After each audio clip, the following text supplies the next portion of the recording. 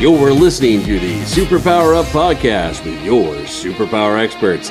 This is the place where we explore real-life superpowers and give you the tools to unlock your own.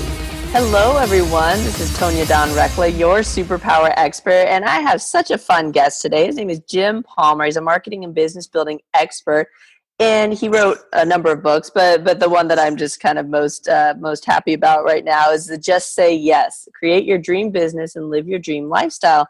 Because today what we're going to be talking about is work from home or boat. Yes, he and his wife live on a boat and they work from there, and he's built a business around it. And I love stories like this because, you know, if you can't have the lifestyle that you want or a lifestyle that you enjoy, then, you know, I don't really, you know, what's the point? It's hard to get up in the morning, kind of face some of the stuff that comes up in either your job or your business if your lifestyle doesn't really reflect the freedom that I think we all crave. And so without further ado, I want to welcome to the show, Jim, and we're going to dive into what this looks like for him. So welcome, Jim. Tonya, thanks for having me. It's gonna be a lot of fun, I can tell.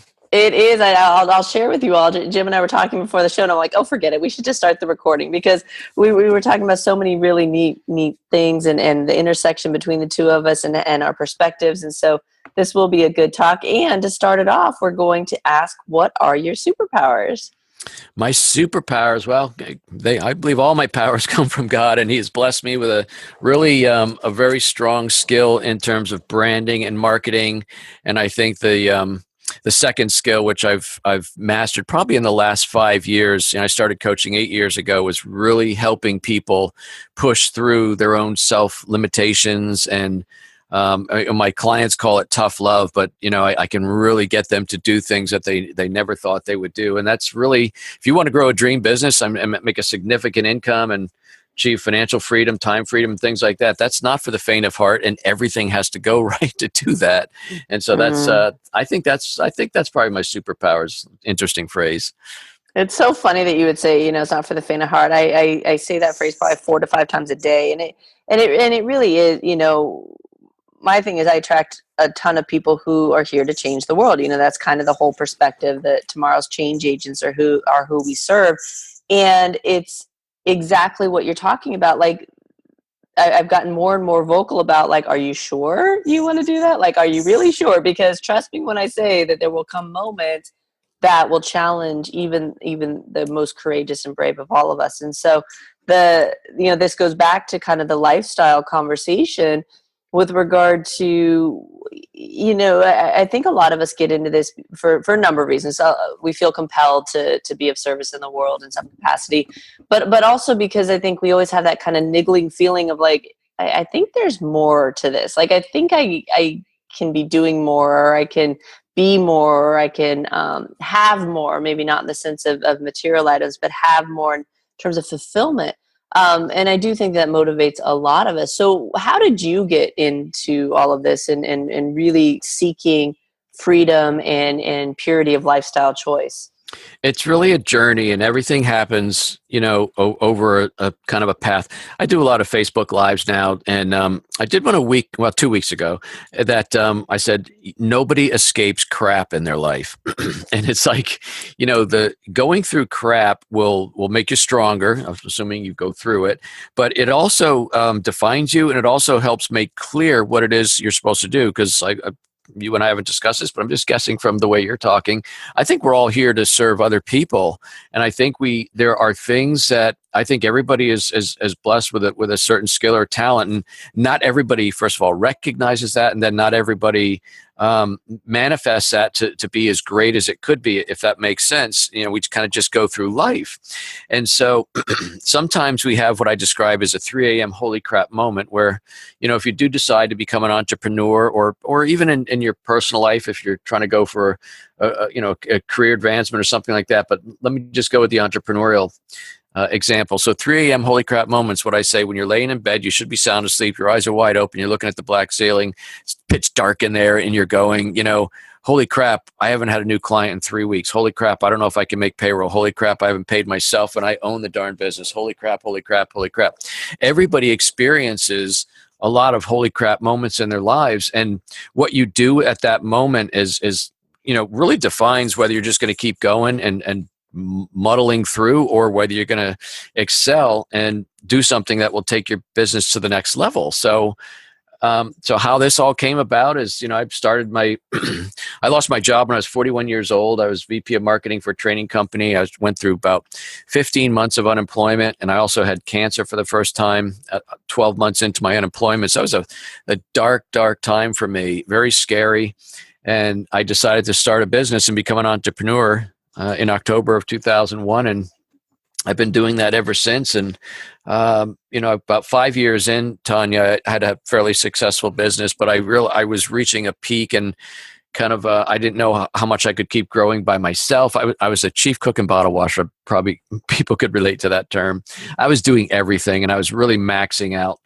And that was a time when I decided to transition, and I started learning about internet marketing, et cetera. And I grew multiple six-figure businesses online. And then I started coaching, and I've been doing that for 8 years. And there was a point about 4 years ago, I kind of lose track of time, but when I said, there's got to be more than just filling the checkbook. There's got to be more than working, more and more.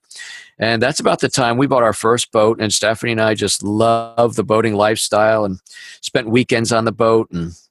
And like you and your husband, Tonya, I can do my job anywhere, but she had a land-based job, so to speak.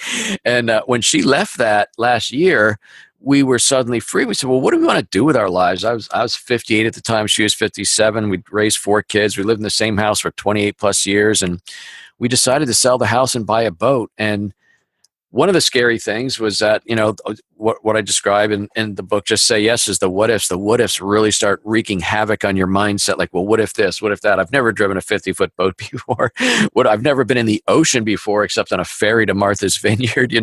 What makes me think we can do this? And then it comes down to, we need to go on this big adventure, because life is going by very quickly. Next thing you know, we'll be 80 or 90, and probably won't be safe to do it. And I don't want to sit back and look at Stephanie and say, man, we should have done that. So hence, we just said yes, and we've been on the adventure of a lifetime. I love everything you're talking about. Before the show, we discussed too, we had a short stint of that. I shared when Justin went to Afghanistan, and Neva was 2 at the time. And I found that we just weren't home ever. And I was like, why do we have a home? Like, what are we doing here? And we had moved a lot. Justin and I both, as individuals, prior to us connecting this lifetime, had moved a lot through the military, government, but also just, wanderers. Like, that's just kind of in our blood. And then when we got married, we did the same thing. We had the same pattern.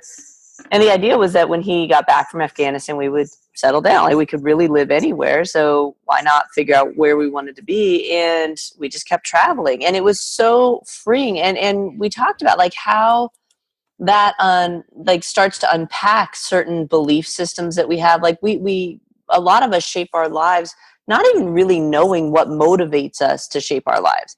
Like what stories we have that maybe we weren't consciously aware that we picked up, or what fears we have, or what all of this gobbledygook. And it, until you start pulling back those layers, you can't see choice, really, or know what it is, or even know if you're in choice or anything else. And I feel like those big, bold moments, like you were talking about, even if you don't know that you had no empirical evidence that you could actually do this, but it's like, so what? Like, what's the worst that can happen, And I think those bold moves remind us what it feels like to feel alive.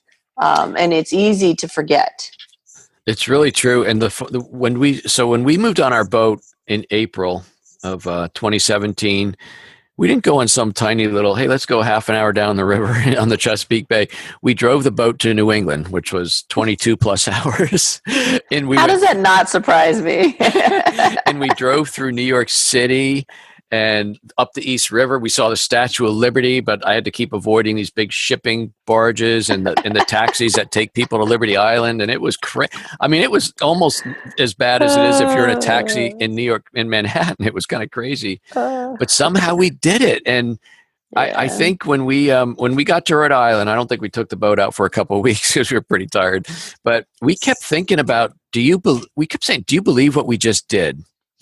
And what became apparent was that I think for more than a few years, we've been sort of on autopilot, right? Steph and I felt like we've done everything by the book and raised the kids, had the house, had the nice cars, took care of everything, paid our taxes. And we did everything like we should.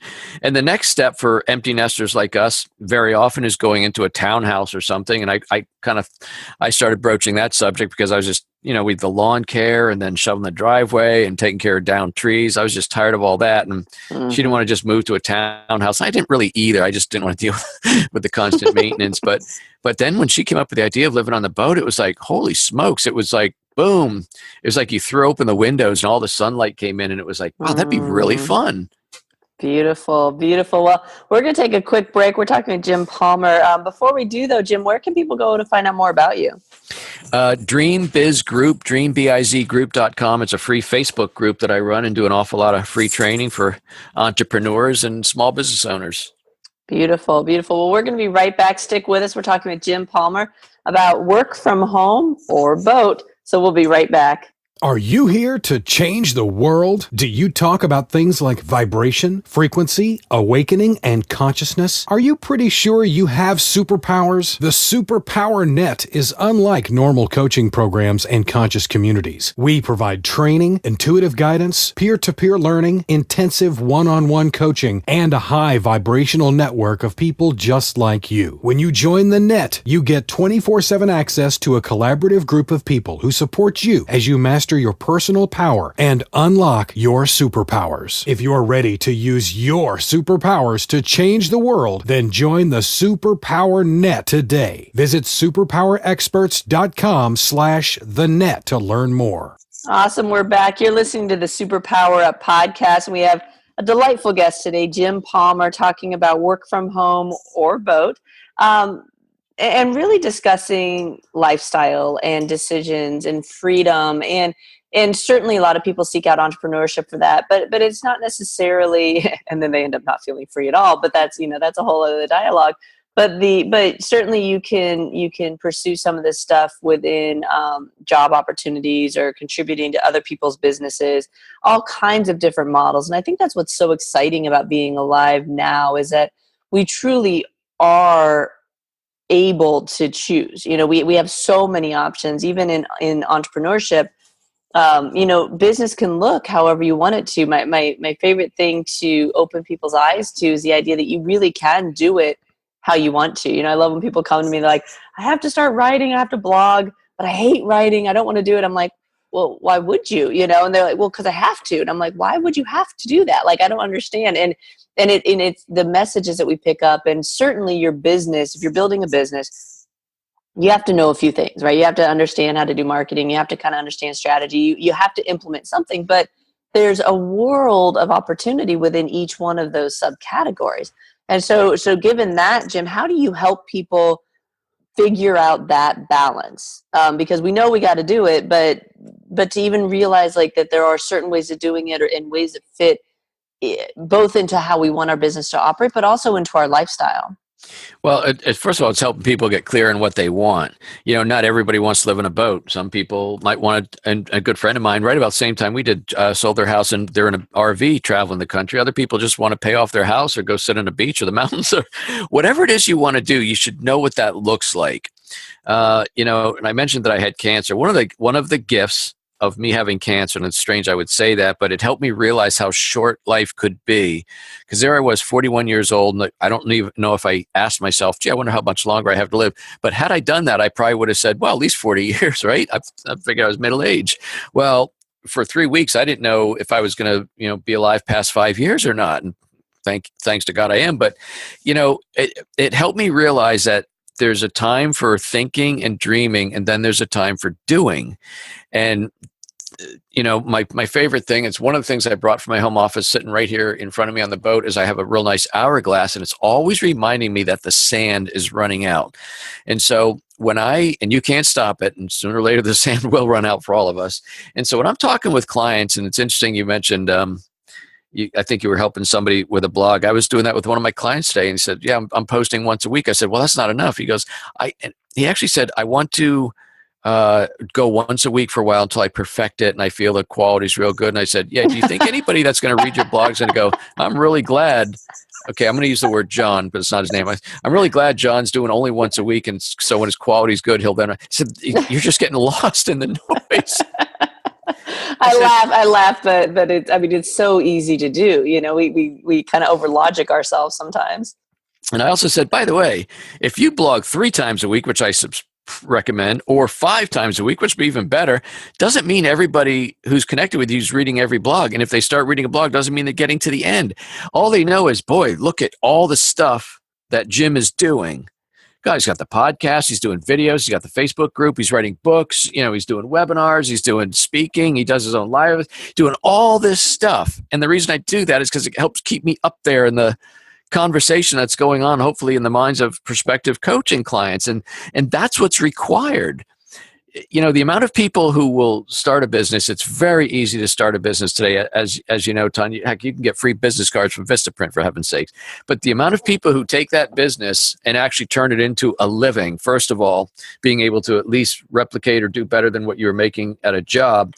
But then the real thing, I believe, and probably the surest way to financial freedom, which is, becoming debt-free, providing for your retirement and things like that, is to be a very successful entrepreneur. And, whether that's making $200,000 a year or $500,000 a year, that's the surest way that you're going to just have an incredible life and also, be able to give back, serve others, and provide for your own retirement without being a greeter at Walmart when you're 90. I'm nodding like you can't see me. I'm like, yeah. Maybe I should do video. Anyway, I love the kind of the balance of the pie in the sky, like dream big, and then also the really grounded, rooted practicality of what you're talking about. And specifically when you stated that there's a time for, kind of that believing and thinking and all that other stuff. But then there is a time for doing. And, we operate in some kind of woo-woo far out there spaces here at SuperPower Experts at times. And that it really is a delicate balance of, absolutely attending to perspective and mindset and frequency and where you're coming from with everything. And then also assigning that to the action steps, and making sure that you are taking action steps. And you said something also that was really powerful was helping people understand what they want. And that's one of the most paralyzing processes for people. I remember the first time I left government, I wasn't, it took me a little bit to disentangle myself from that world.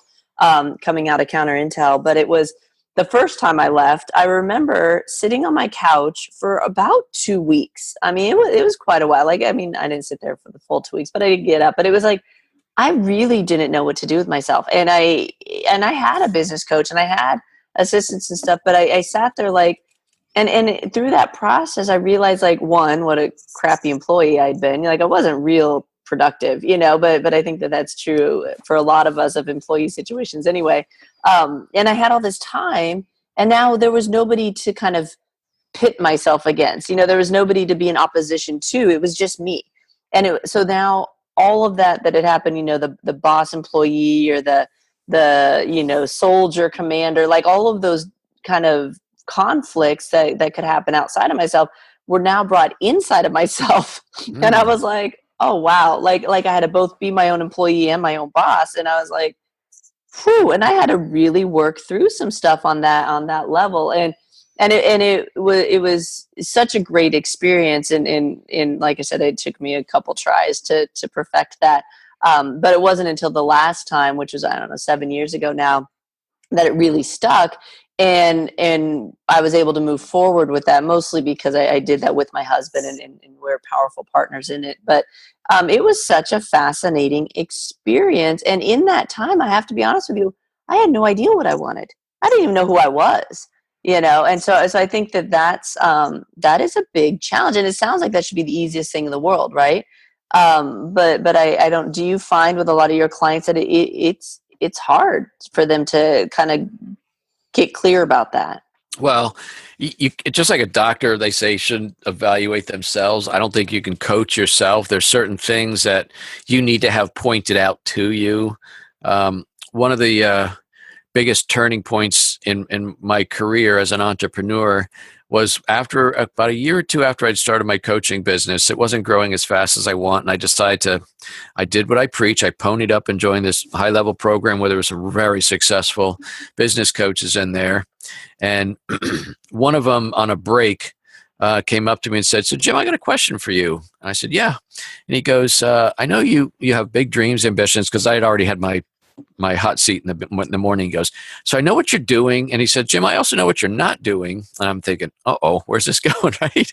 And he goes, "How is it that you think you're entitled to achieve the same level of success as other people, maybe other people in this room, but yet I don't see you doing the things that they've done and that they continue to do to achieve their big goals? How does that work, Jim? Can you explain that to me?" Ouch.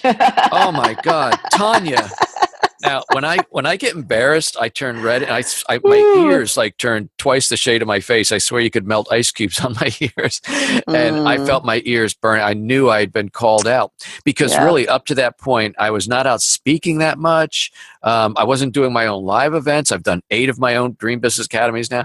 There were some other things that I wasn't doing, and I had my crap called out, so to speak. And I flew home. That was in California. It's when I was living in Pennsylvania.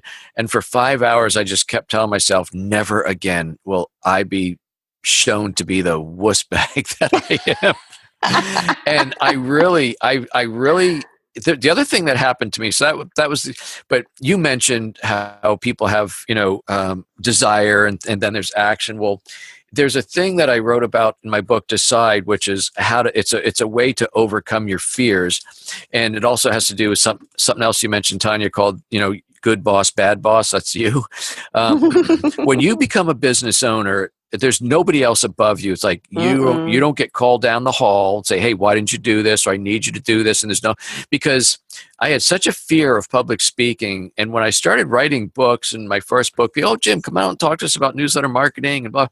And I'm telling you the God's honest truth. I'd say, "You know what? Thanks for the invitation. I'm really busy right now. I'm working on this, working on that. I'm traveling, blah, blah, blah."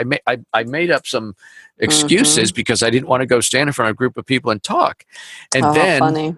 The next thing that happened for me, and this is where the lesson will come from, is, my girls were juniors in high school. I had twin girls, and I knew they wanted to go to college. And I felt I always wanted to, if I couldn't pay for my kids' college, I at least wanted to help. I'm not in any position to even buy their books at that point. And, because I was paying down a lot of debt and for early years. But anyway, the fact that I wasn't speaking in public, which I knew in my heart and my gut would help me build my business, as the owner of the business, I was okay with that. I was able to rationalize my own inaction because nobody was going to call me out. But what I did is I suddenly realized that my inability to kick that fear to the curb was going to impact my family. And how dare I be, again, such a wuss bag that I was saying. So I took Dale Carnegie. I went to hypnosis. I started doing everything that I could think to do to overcome my fear of public speaking. And I don't know what one thing worked because I did it all. I didn't want to try this for 6 months and see what happens. I literally immersed myself. I'm a hell of a public speaker today. I actually enjoy it. I do my own 3-day live events. So I kicked that fear to the curb, and I tell that story because, as you said, Tonya, if you don't want to do something as an entrepreneur, there's nobody going to say you have to do it. And so if you want to overcome a very significant fear that's holding you back, and that's, again, that 3 a.m.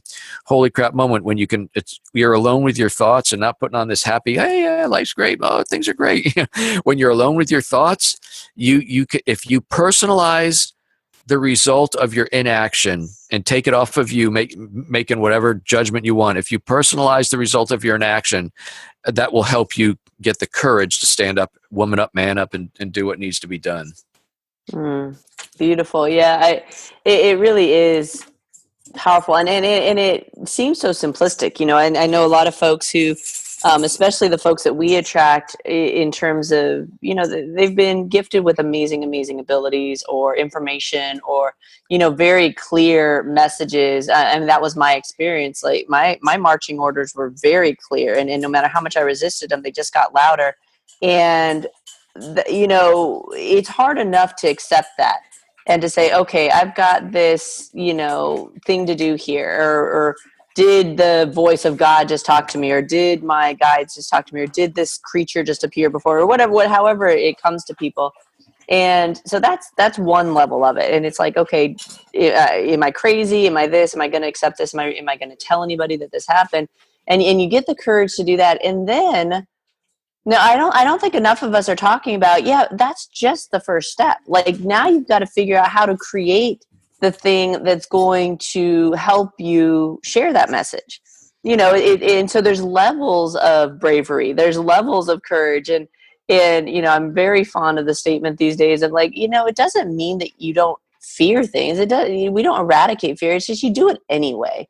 In the corporate counterintelligence side of our world, one of the comments that my husband came up with recently is he's like, it's not risk elimination, like it's risk mitigation. Like the risks are always there, and your risk tolerance really dictates how you proceed through things in your business. But it's the same concept with fear. It's like the goal isn't to eradicate fear. It's to stare it in the face and do it anyway. And you may be afraid the entire time you're doing it.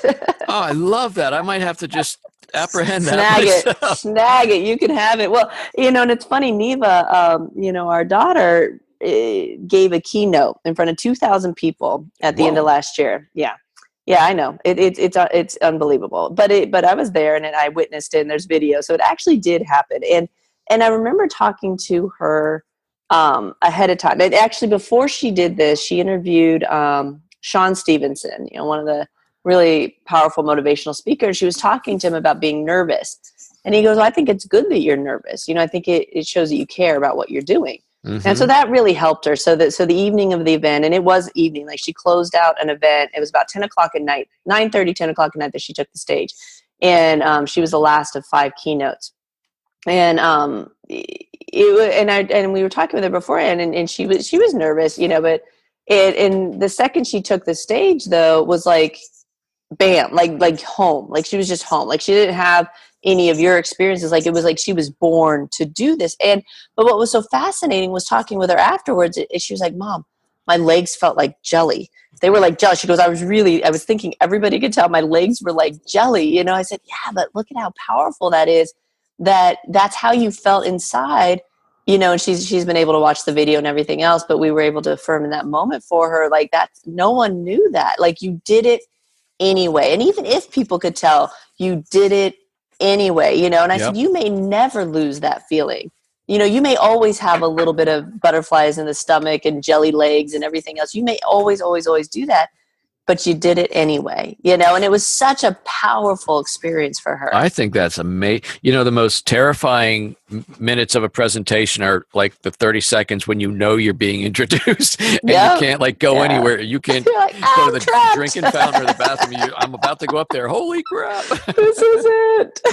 But that is amazing. She did that. And see that because she said yes, she now knows that she can do it. And she knows the lives that she was touching with that gift.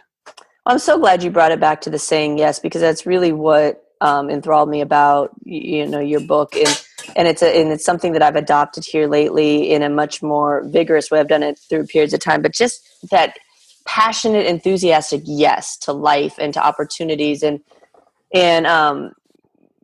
sometimes the downside of doing risk mitigation and due diligence and being bred and trained in that is we tend to overthink things and overanalyze. And that's what our clients pay us to do, obviously, on that side of things. But there is a balance between enthusiastically moving forward and knowing that no matter what, just like with you, like, no matter what, you're going to figure it out. You're going to learn how to drive the 20-foot boat. You're going to go, do you say drive a boat? Is that accurate? Yeah, that's fine. Okay, cool. I was like, it just kind of stopped me for a second. Obviously, I'm not very nautical myself. So I was like, but just enthusiastically, passionately just saying yes. And trusting that I think your faith in particular, you mentioned earlier that, your gifts come from God. Whatever it is that you believe in that might be bigger than your human self, trusting in that to support you and assist you along the way, I think is such a powerful way to experience life. Absolutely. And most people are pretty surprised when they do step up. It's never as bad as you think it's going to be. You know what I mean? And driving the boat is one thing, and there can be a few I won't say terrifying, but scary moments when the seas get a little rough.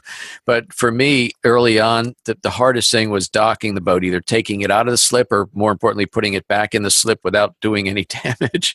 Because it's usually tight. There's boats on the left and right of you. There's usually people around, and if there's wind and or currents, it's constantly moving your boat where you don't want it to be, and it can be.